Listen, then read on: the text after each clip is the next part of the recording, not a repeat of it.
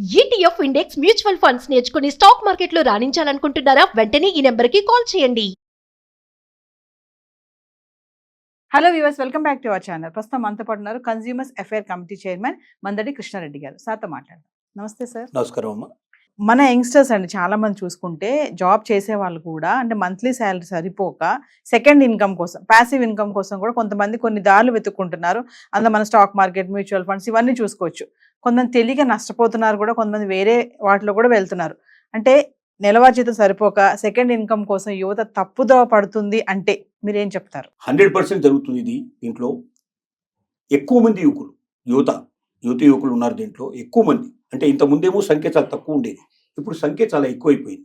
కారణం ఏమిటంటే వచ్చే జీతానికి అవసరాలకి రెండింటికి కంపేర్ చేసుకుని కొంతమంది, పక్కన మిగతా వాళ్ళు అనుభవిస్తున్నటువంటి లగ్జూరియస్ లైఫ్ నాకు లేదు కదా అని చెప్పి ఆ లగ్జూరియస్ లైఫ్ని తొందరగా అందుకోవాలనే ఉద్దేశంతో కొంతమంది, అంటే యాక్చువల్గా అయితే తనకు వచ్చే జీతాన్ని సక్రమంగా ఖర్చు పెట్టుకుంటే ఉన్నంతలో గడుపుకోవడానికి పాసిబిలిటీస్ ఉన్నాయి. కానీ ఇతరులను చూడటం, సమాజంలో మిగతా వాళ్ళందరినీ చూడటం, పక్కింటి వాళ్ళ కలీగ్స్ చూడటం, వాళ్ళందరినీ చూస్తే వాళ్ళంతా కార్లలో వస్తున్నారు, మంచి మంచి ఫ్లాట్లు కొనుక్కున్నారు, చక్కటి జీవితం గడుపుతున్నారు, టూర్స్కి వెళ్తున్నారు, పిక్నిక్స్ వెళ్తున్నారు, హ్యాపీగా లైఫ్ గడుపుతున్నారు. నేను ఎందుకు గడపలేకపోతున్నాను అనేటువంటి ఒక దుఃఖతోటి తొందరగా ఓవర్ నైట్ లో పైకి రావాలని, గొప్పవాళ్ళు కావాలని, డబ్బు సంపాదించాలని ఇలాంటి ఆలోచనలు చేస్తున్నారు. సక్సెస్ కి షార్ట్ కట్ లేదు. ఎందుకంటే సక్సెస్ అనేది డెఫినెట్ గా ఒక సుదూర ప్రయాణం. మనం అటువైపు వేసే ప్రతి ఒక్క అడుగు మనం విజయం వైపు వెళ్తున్నట్టు లెక్క. కానీ దానికి టైం తీసుకుంటాం. అది నువ్వు సరి అయినటువంటి మార్గాన్ని ఎంచుకొని కరెక్ట్గా నువ్వు వెళితే ఏదో ఒక రోజు నువ్వు సక్సెస్ అవుతావు.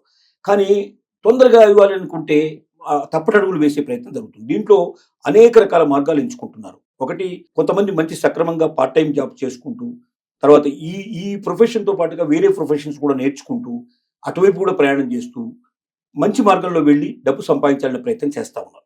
కానీ చాలామంది, ఎక్కువ శాతం యువత చేస్తున్న పని ఏంటంటే తప్పుడు మార్గాలు ఎంచుకునే ప్రయత్నం చేస్తున్నారు. అంటే తొందరగా అయితే ఈ మంచి మార్గంలో వెళితే చాలా టైం పడుతుంది, షార్ట్ కట్ మార్గంలో వెళితే తొందరగా వర్క్ అవుతుందనే ఉద్దేశంతో ఒకటి స్టాక్ మార్కెట్ వైపు వెళ్ళడం.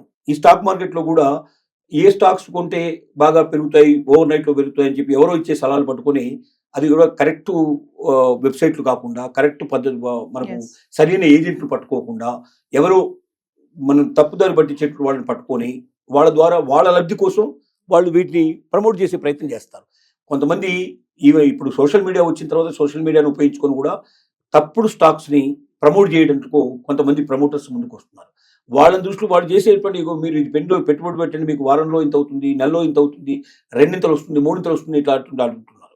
తర్వాత దీంతో పాటుగా ఆన్లైన్ లాటరీ, చాలా మంది లాటరీలు ఆడేవాళ్ళు, ఆన్లైన్ గేమ్స్ ఆడేటువంటి వాళ్ళు ఉన్నారు. ఈ గేమ్స్ లో పెట్టుబడి పెడితే మీకు 2 ఇస్తాం, 4 ఇస్తాం అని చెప్పి ఇట్లా ఆశ పెట్టి ముందుకు తీసుకెళ్తే వాళ్ళు ఉన్నారు. అలాగే గంజాయి లాంటివి, చెరస్ లాంటివి, మాదక ద్రవ్యాలు అమ్మితే మీకు బాగా డబ్బు వస్తుందని చెప్పి కొంతమంది అటువైపు అడుగు పెట్టినట్టు వాళ్ళు ఉన్నారు. ఇంకా రకరకాల వక్ర మార్గాల ద్వారా ఏదో రకంగా తొందరగా డబ్బు సంపాదించి మనం కూడా సమాజంలో లగ్జూరియస్గా బతకాలనే కోరికతోటి ప్రయత్నం చేయటం. కొంతమందికి నిజమైన అవసరాలు కూడా, అంటే ఇంట్లో బాధ్యతలు ఎక్కువ ఉంటాం, బరువులు ఎక్కువ ఉంటాం, దానికి డబ్బు ఎక్కువ కావాల్సిన పరిస్థితి ఏర్పడటం, తప్పని పరిస్థితిలో సరిపోక కూడా కొంతమంది దీంట్లో దిగుతున్నారు. ఏదేమైనప్పటికీ వీళ్ళలో చాలా మంది ఫెయిల్యూర్ క్యాండిడేట్స్. అంటే మళ్ళీ చివరికి ఏమవుతుందంటే ఉన్న సోర్సెస్ కూడా పోగొట్టుకుని, ఉన్న ఆదాయాన్ని కూడా పోగొట్టుకుని ఇంతకు ముందు కన్నా చాలా ఘోరాతిఘోరమైన పరిస్థితులకు రావడం, అప్పులు బాగా పెరిగిపోవడం, అప్పులు తీర్చలేని పరిస్థితి ఏర్పడటం, సమాజంలో దిక్కుతోచిన పరిస్థితుల్లో ఏర్పడటం, తద్వారా కొంతమంది ఆత్మహత్యలకు దారి చేయడం, కొంతమంది జీవితం లోపల కింద పడిపోవడం, ఇంకా పైకి లేవలేని పరిస్థితులు ఏర్పడటం, ఇలాంటివి చాలా జరుగుతున్నాయి. కాబట్టి యువత ఆలోచించాల్సింది ఒక్కటే, మీకు అదనపు ఆదాయాలు కావాలనుకున్నప్పుడు మీ శక్తిని పెంచుకోవడానికి ప్రయత్నం చేయాలి, మీ స్కిల్స్ని పెంచుకోవడానికి ప్రయత్నం చేయాలి. ఇప్పుడు మీరున్న జాబ్లోనే మీరు ఇంకా పైకి రావడానికి అవకాశాలు ఉన్నాయి. ఇంకా మంచి చదువు, మంచి స్కిల్స్, రకరకాల స్కిల్స్ ట్రైనింగ్ సెంటర్స్ ఇప్పుడు బాగా వచ్చాయి, మనం నేర్చుకోవచ్చు. లేదంటే ఎక్కడికైనా వెళ్ళి రెగ్యులర్గా అక్కడ పనిచేస్తూ కూడా మనం పార్ట్ టైం జాబ్ చేసుకుంటూ కూడా మన స్కిల్స్ని పెంచుకునే అవకాశాలు ఉన్నాయి. కాబట్టి ఏ రకంగా నా స్కిల్స్ని పెంచుకుంటే నాకు ఇంకా ఎక్కువ ఆదాయం వస్తుంది అవకాశాలు ఉన్నాయి అనేది తెలుసుకోవడం ఒకటి. రెండోది, ఇతరులను చూసి మనం ముందుగా ఇమిటేట్ చేయడం మానేయాలి. పులిని చూసి నక్క వాత పెట్టుకున్న పద్ధతిలో మనం తీసుకోకూడదు. వాడికి దొరికింది కదా నాకు ఎందుకు దొరకదంటే వాడు అదృష్టం వాడికి తీసుకెళ్ళి ఉండొచ్చు, వాళ్ళ మామగారు ఎవరిన జరిగి ఉండొచ్చు వాడికి, లేకపోతే ఎవరో వాడికి హెల్ప్ చేసిన వాళ్ళు ఉండొచ్చు. తన అదృష్టం ద్వారా తను వెళ్ళాడు, దాన్ని నువ్వు ఉదాహరణగా తీసుకుని నువ్వు ముందుకు వెళ్ళడానికి అవకాశం లేదు. నీ జీవితాన్ని నువ్వు మలుచుకోవాలి, నీ జీవితాన్ని నువ్వే నిర్దేశించుకోవాలి, నీ జీవితానికి నువ్వు రూపకల్పన చేసుకోవాలి. కాబట్టి యువత తప్పుడు మార్గాల్లో వెళ్ళడానికి కానీ ఇల్లీగల్ మెథడ్స్లో వెళ్ళడానికి ప్రయత్నం చేయడం వల్ల షార్ట్ కట్లో పైకి వస్తున్న తెలియదు కానీ ఒకటి ఇల్లీగల్ దాని పనులు చేసిన వల్ల లోపలికి వెళ్ళిపోయే అవకాశాలు ఉన్నాయి. చట్టానికి దొరికి మనం చివరికి ఇప్పుడున్న అవకాశాలు కూడా మనం పోగొట్టుకునే పరిస్థితి ఏర్పడుతుంది.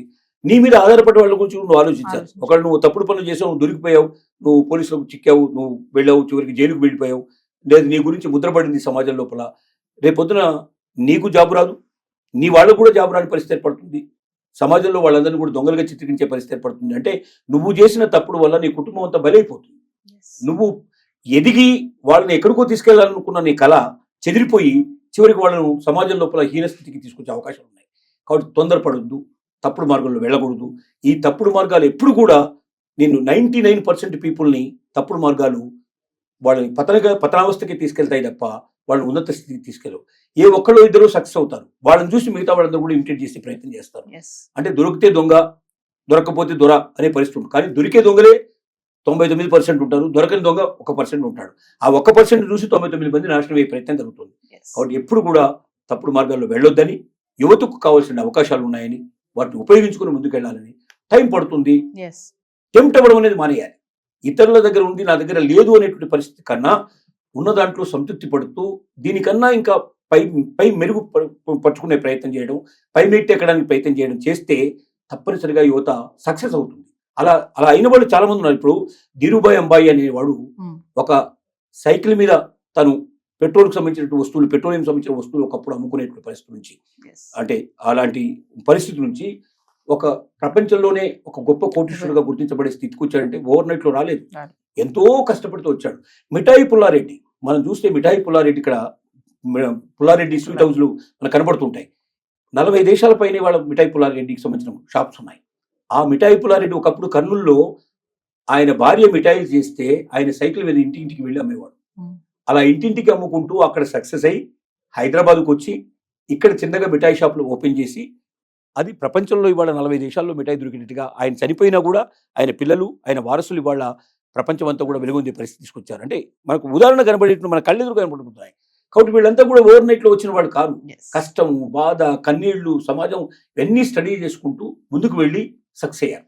అలాంటి సక్సెస్ ఎప్పటికీ నిలబడుతుంది, మీ కుటుంబాన్ని కూడా నిలబెడుతుంది, మీకు రాబోయేటువంటి వారసులు కూడా నిలబెట్టే అవకాశం ఉంటుంది. కానీ అక్రమ మార్గాల్లో, చెడు మార్గాల్లో వెళ్ళి మీ జీవితాన్ని మీరు నాశనం చేసుకోవద్దని మరోసారి వినతికి విజ్ఞప్తి చేస్తున్నారు. అదనపు ఆదాయం కోసం తప్పుదోవ పడితే అది ఫెయిల్యూరే కానీ సక్సెస్ అయ్యే ఛాన్సెస్ 99% ఫెయిల్యూర్. ఆ 1% లో నువ్వు ఉంటావో తెలియదు కానీ 99% లో నువ్వు గ్యారెంటీగా ఉండే అవకాశాలు ఉన్నాయి. నమస్తే. నమస్తే.